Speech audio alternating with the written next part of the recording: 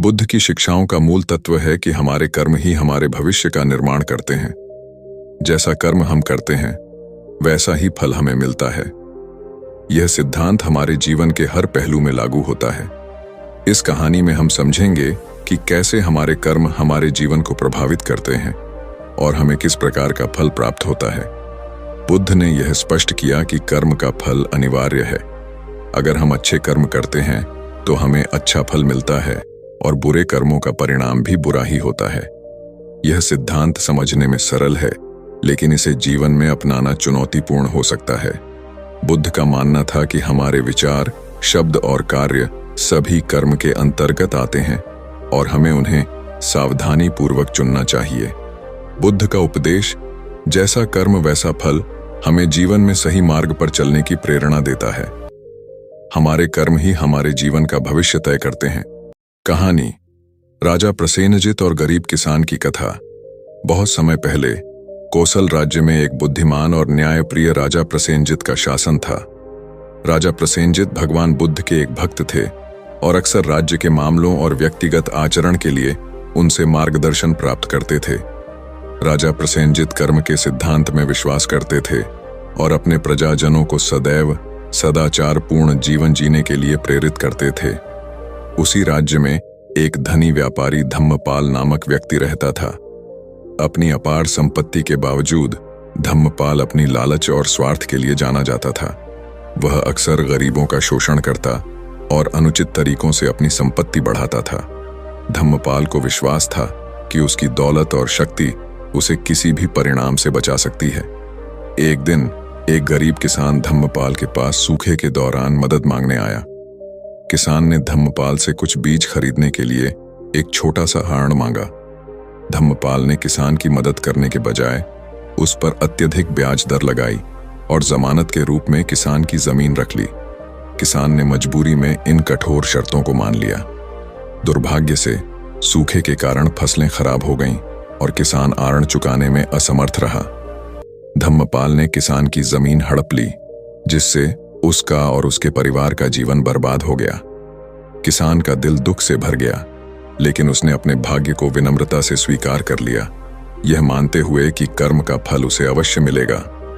जब राजा प्रसेनजित को इस अन्याय के बारे में पता चला तो वह गहरे चिंतित हो गए। उन्होंने भगवान बुद्ध को महल में आमंत्रित किया और गरीब किसान की दुर्दशा के बारे में बताया।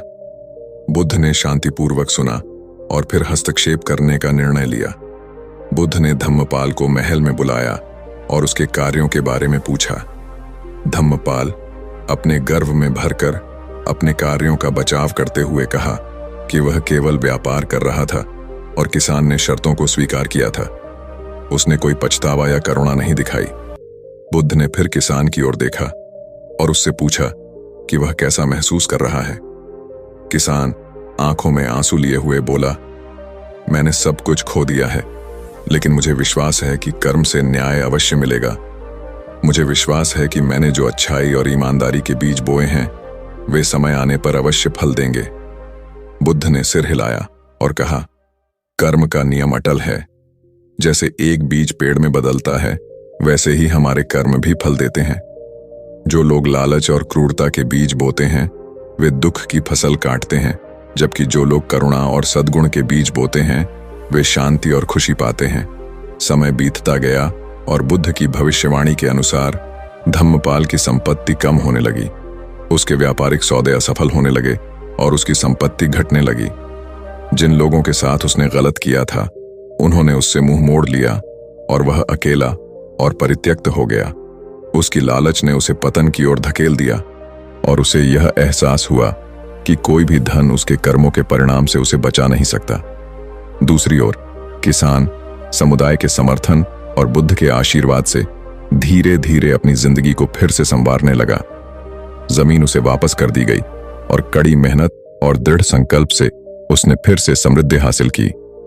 उसकी विनम्रता और ईमानदारी ने उसे लोगों का सम्मान और प्रेम दिलाया। राजा प्रसेनजित इन घटनाओं को देखकर बुद्ध के उपदेशों की गहरी सच्चाई को महसूस करने लगे। उन्हें एहसास हुआ कि सच्ची संपत्ति भौतिक वस्तुओं में नहीं बल्कि दिल की अच्छाई में है। उन्होंने अपने राज्य में कर्म के महत्व को और मजबूत किया, अपने प्रजाजनों को सदैव धर्मपरायण जीवन जीने के लिए प्रेरित किया। बुद्ध के कर्म पर उपदेश, जैसा कर्म वैसा फल, फिर से सत्य सिद्ध हुआ।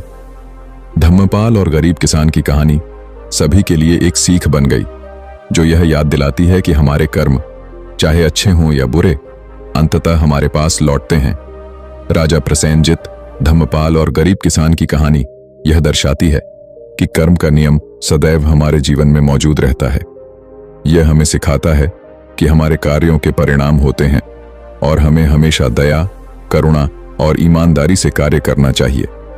जैसे किसान ने अपने अच्छे कर्मों का फल पाया, वैसे ही अगर हम बुद्ध के उपदेशों के अनुसार अपने जीवन को जीते हैं तो हमें भी अच्छे परिणाम मिलेंगे। इस कहानी में बुद्ध के उपदेशों का सार है, जो हमें यह सिखाता है कि हमारे कर्मों का फल अवश्य मिलता है। यह हमें सही और न्यायपूर्ण जीवन जीने के लिए प्रेरित करता है। इसलिए सही कर्म करना अत्यंत महत्वपूर्ण है। कर्म करते समय विवेक और बुद्धि का प्रयोग करें। विचारशीलता से किए गए कर्म सदैव फलदायक होते हैं। कर्म का हिसाब कभी गड़बड़ नहीं होता। जो हम आज करेंगे उसका हिसाब हमें कल जरूर चुकाना पड़ेगा। अहिंसा के मार्ग पर चलकर किए गए कर्म हमें अच्छे फल की ओर ले जाते हैं। बुद्ध ने सिखाया कि हिंसा का कर्म कभी अच्छा परिणाम नहीं देता। नकारात्मकता से भरे कर्म न केवल हमें बल्कि हमारे आसपास के लोगों को भी प्रभावित करते हैं। इसलिए सकारात्मकता और प्रेम के साथ कर्म करना चाहिए। कर्म का धर्म यही है कि जो बीज हम बोते हैं उसी का फल हमें मिलता है। धर्म और अधर्म के बीच का फर्क समझना जरूरी है। कर्म का न्याय अटल है। हमें अपने कर्मों का फल देर सवेर मिलता ही है, चाहे हम इसे माने या नहीं। स्वार्थी कर्म हमें क्षणिक सुख दे सकते हैं, लेकिन परमार्थी कर्म ही दीर्घकालिक शांति और संतोष प्रदान करते हैं। बुद्ध ने आत्मनिरीक्षण की शिक्षा दी थी। अपने कर्मों पर विचार करें और उन्हें सुधारें ताकि हम अच्छे फल पा सकें। कड़ी मेहनत और ईमानदारी से किया गया कर्म कभी व्यर्थ नहीं जाता। बुद्ध का उपदेश था कि परिश्रम का फल अवश्य मिलता है। दया और करुणा से प्रेरित कर्म न केवल दूसरों के जीवन में बल्कि हमारे अपने जीवन में भी सुख का संचार करते हैं। बुद्ध ने सिखाया कि सही कर्म करना मोक्ष की ओर ले जाता है। हमारे कर्म ही हमें बंधन से मुक्त कर सकते हैं। संयमित जीवन जीकर किए गए कर्म हमें अच्छे फल की ओर ले जाते हैं। बुद्ध ने सिखाया कि संयमित व्यक्ति ही सही कर्म कर सकता है। कर्म का प्रभाव व्यापक होता है। हमारे छोटे छोटे कर्म भी हमारे जीवन को दिशा देते हैं और उनका फल हमें अवश्य मिलता है। बुद्ध ने कहा कि वर्तमान में किए गए कर्म ही हमारे भविष्य का निर्माण करते हैं। इसीलिए हर कर्म सोच समझकर करना चाहिए। आस्था और विश्वास से किए गए कर्म न केवल हमें सफल बनाते हैं बल्कि हमें आंतरिक शांति भी प्रदान करते हैं। बुद्ध का उपदेश था कि बुराई से भलाई का कोई रिश्ता नहीं होता।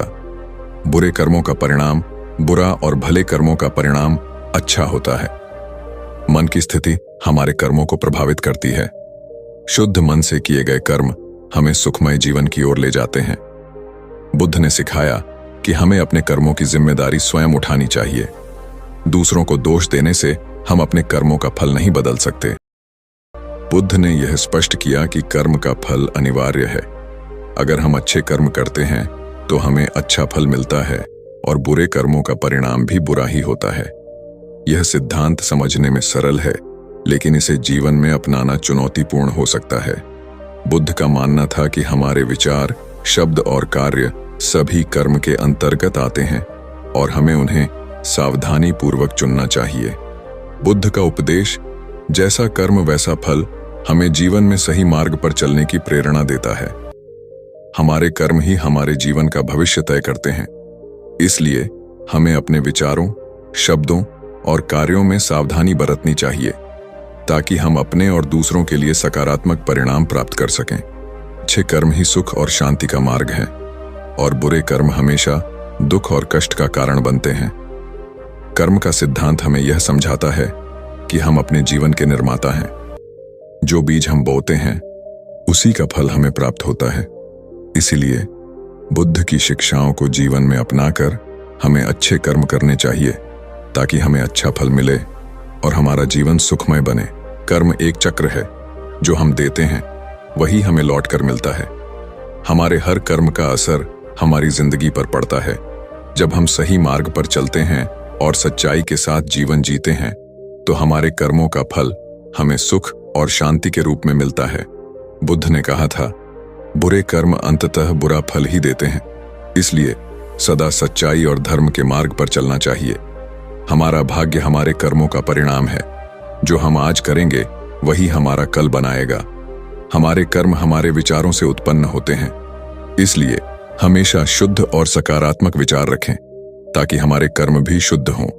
कभी कभी कर्म का फल तुरंत नहीं मिलता, लेकिन समय के साथ वह जरूर आता है, इसलिए धैर्य और विश्वास बनाए रखें। बुद्ध का उपदेश था कि आत्म संयम ही हमें सही कर्म करने के लिए प्रेरित करता है। यदि हम अपने मन और इंद्रियों को नियंत्रित कर लें, तो हमारे कर्म हमेशा सही होंगे। कर्म हमारे जीवन का आधार है। जिस तरह से हम अपने कर्मों को निभाते हैं, उसी तरह का जीवन हमें मिलता है। कर्मों का फल अनिवार्य है, यह कभी टल नहीं सकता, चाहे कितना भी समय क्यों न लग जाए। बुद्ध का संदेश स्पष्ट था, जैसा कर्म करोगे वैसा ही फल पाओगे, इसलिए हमेशा सही और नेक कर्म करो। कर्म का फल कभी कभी तुरंत नहीं मिलता, लेकिन धैर्य और विश्वास रखने से सही समय पर उचित फल अवश्य मिलता है।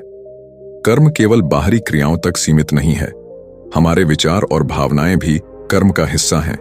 इन्हें शुद्ध और सकारात्मक रखना आवश्यक है। सही कर्म आत्मज्ञान की ओर ले जाते हैं। जब हम अपने कर्मों के प्रति सजग रहते हैं, तब हमें जीवन के सही अर्थ का ज्ञान होता है। अहंकार और स्वार्थी कर्म हमेशा कष्ट का कारण बनते हैं। बुद्ध ने सिखाया कि अहंकार का त्याग और निस्वार्थ कर्म ही सच्चे सुख का मार्ग है। बुद्ध का उपदेश था कि सत्य के मार्ग पर चलने से हमारे कर्म सही दिशा में जाते हैं और हमें सच्चा आनंद प्राप्त होता है। जब हम अपने कर्मों को समर्पण भाव से करते हैं, तो उनका फल सदैव सकारात्मक होता है। समर्पण ही कर्म को पवित्र बनाता है। हमारे कर्म ही हमारे दुख और सुख का कारण होते हैं। इसीलिए बुद्ध ने कहा कि अपने कर्मों का सदैव ध्यान रखें। बुद्ध का विश्वास था कि हमारे कर्म न केवल इस जीवन में, बल्कि अगले जन्म में भी फल देते हैं।